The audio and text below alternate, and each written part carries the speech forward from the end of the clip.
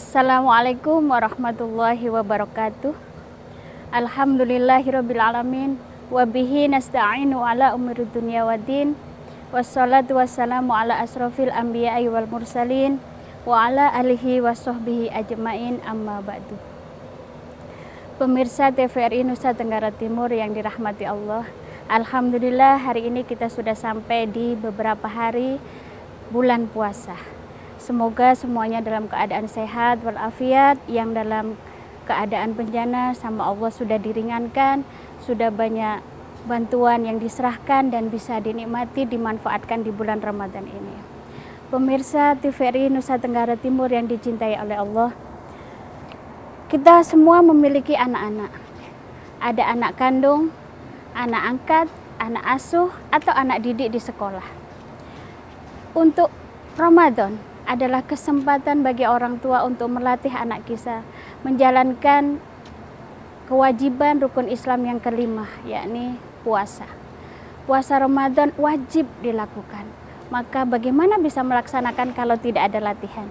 Karena ibadah puasa ini beda dengan ibadah-ibadah yang lain. Mungkin ibadah sholat cukup dilatih bacaannya, cukup dilatih gerakannya. Tetapi kalau puasa Ramadan beda. Karena dia harus diajarkan bagaimana menahan hawa nafsu untuk makan dan minum, dan menyampaikan kata-kata yang kotor yang bisa mengurangi nilai ibadah puasa. Dalam buku Psikologi Islam yang dikarang oleh Profesor Dr. Zakiyah Derajat disampaikan bahwa untuk anak-anak ada masanya, ada fasenya untuk diajarkan puasa karena menyangkut dengan kesehatan fisik anak kita. Mungkin diawali dari mulai umur 5 tahun.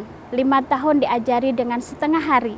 Dari subuh, dari waktu imsak sampai waktu zuhur boleh berbuka. Kemudian dilanjutkan lagi berpuasa sampai maghrib.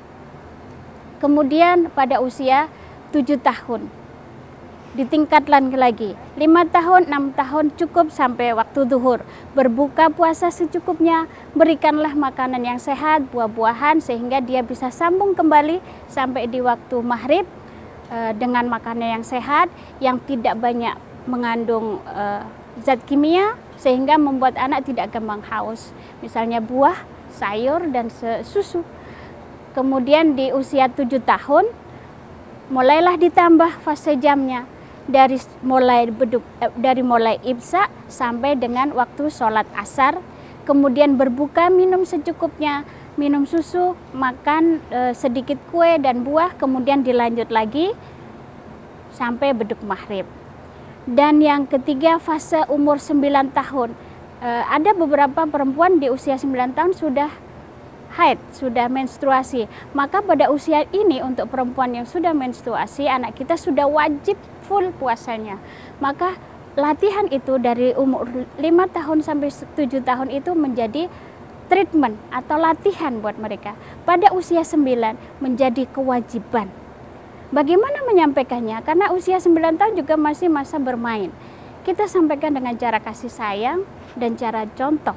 Boleh memberi hadiah, tetapi hadiah yang tidak membuat mereka materialistis. Mungkin hadiahnya dengan memberi makanan yang dia suka pada saat buka puasa, dalam suasana yang senang, yang biasanya kita larang minum es krim, kita berikan es krim dalam jumlah yang tertentu sehingga tetap menjaga kesehatannya. Sebagai seorang ibu, orang tua tentu selalu menjaga asupan gizi anaknya, sehingga waktu sahur adalah waktu yang paling terbaik untuk menghitung makanan sehat yang seperti apa. Jangan terlalu sering diberi makanan yang mengandung minyak atau zat kimia, karena itu akan mengurangi kemampuan dia untuk menahan haus. Karena kalau malam harinya banyak makan makanan yang berminyak, maka pada siang hari akan cepat haus di jam-jam 9 sampai jam 10. Otomatis dia ingin minum, akhirnya akan batal. Bagaimana menyikapinya? Kita buat suasana yang senang. Kalau memang di rumah itu ada orang-orang dewasa, pasti orang dewasa itu harus dalam keadaan puasa semua. Kalau mereka ada di sekolah, berarti kondisi sekolahan harus dikondisikan dengan tidak ada lagi orang jualan makanan dan semua siswa tidak boleh bawa makanan ke sekolah. Karena lingkungan itu akan membuat kekuatan tersendiri bagi anak untuk melanjutkan ibadah yang cukup berat ini. Karena ibadah puasa itu selain ibadah zahir juga ibadah batin. Dan ibadah puasa pahalanya hanya urusan Allah. Siapa yang paling sempurna itu Allah sendiri yang menilai. Jadi kita sebagai orang tua hanya bisa mengajarinya dari secara fisik, secara lahiriah dan syarat-syaratnya. Dan yang paling penting adalah ibrah, pendidikan buat mereka, dan tauladan, uswah. Semua orang tuanya harus dalam lingkup keadaan puasa.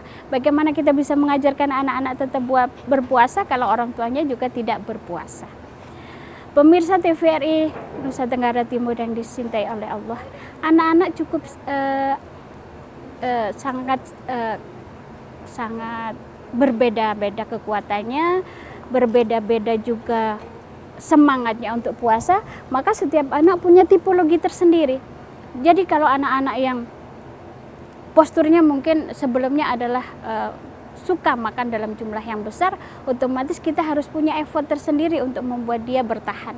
Misalnya dengan memberi makanan yang dia sukai pada saat sahur.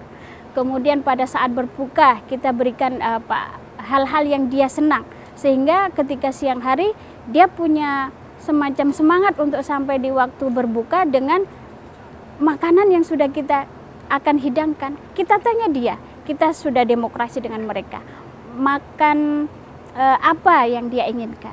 Nah pemirsa, sebagai seorang pendidik, orang tua atau pendidik di sekolahan, puasa adalah bagian yang terpenting dari rukun Islam, maka harus dan wajib untuk segera diberikan teladan. Mari kita tutup kajian sore ini dengan membaca doa mohon kekuatan sama Allah yang seperti yang diajarkan oleh para ulama.